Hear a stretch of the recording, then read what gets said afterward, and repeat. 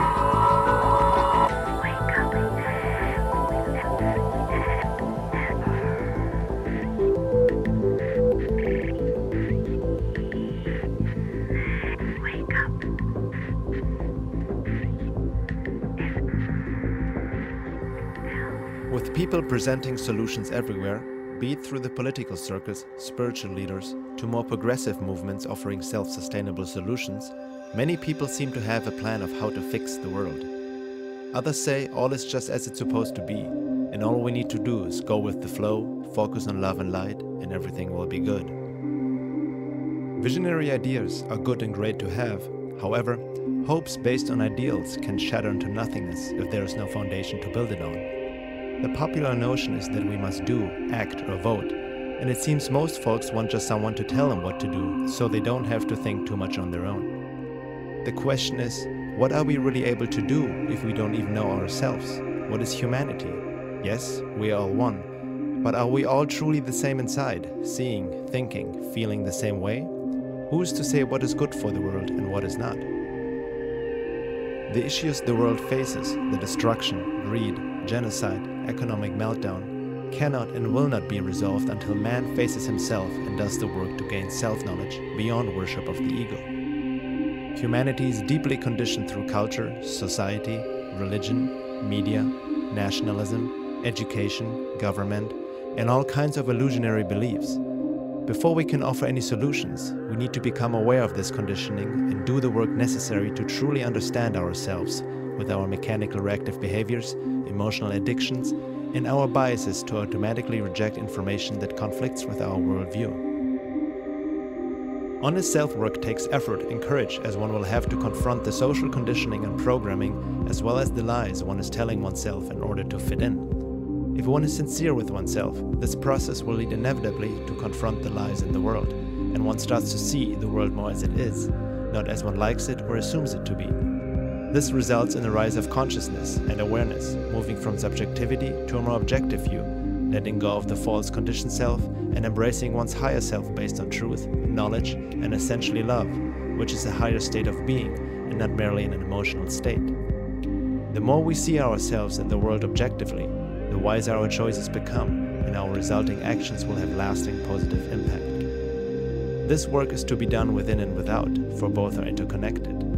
Much like when Neo woke up in the film The Matrix, the view is not necessarily pleasant once the illusions, buffers, and programs have been dislodged. Only truth will set us free. Once we can see, especially the unpleasant aspects of our reality so many people like to ignore, we'll have a better understanding of what to do.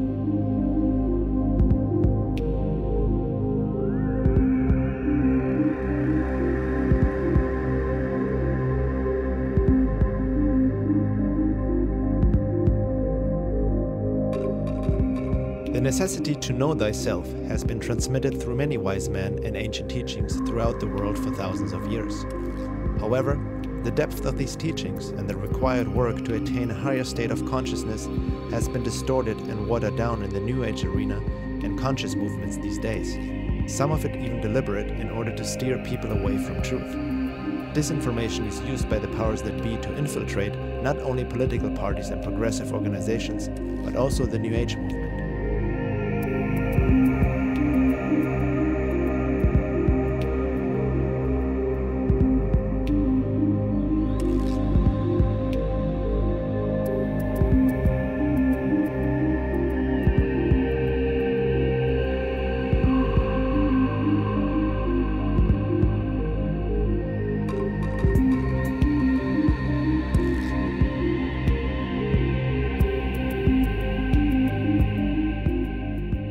Religion has been used to control society for ages. The New Age movement, with its many distorted teachings, seems to become the new global religion, vectoring people into complacency and conformity with an oversimplified understanding of "we are all one" or "all you need is love."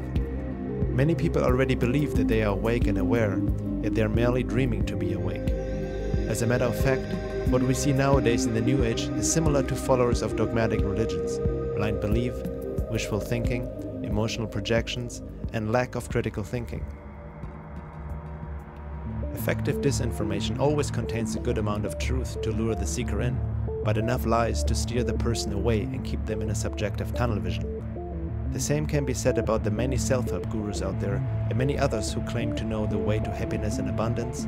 They are here to help you help yourself, giving techniques of how to attract and manifest money, a fulfilling relationship, the perfect job, lover, and so on, while they make millions off the desperation of the people who seek happiness and a way out.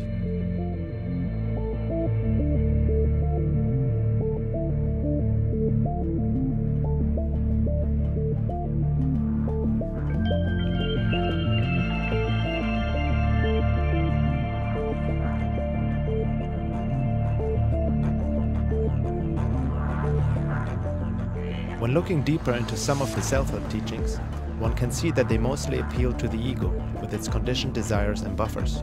They promote and push to follow desire without truly trying to understand where they come from to begin with. In a sense, what is sold today as spirituality and self-work is quite the opposite of what the classical esoteric traditions have passed down. It is more an escape, another buffer to stop seeing the world and oneself as it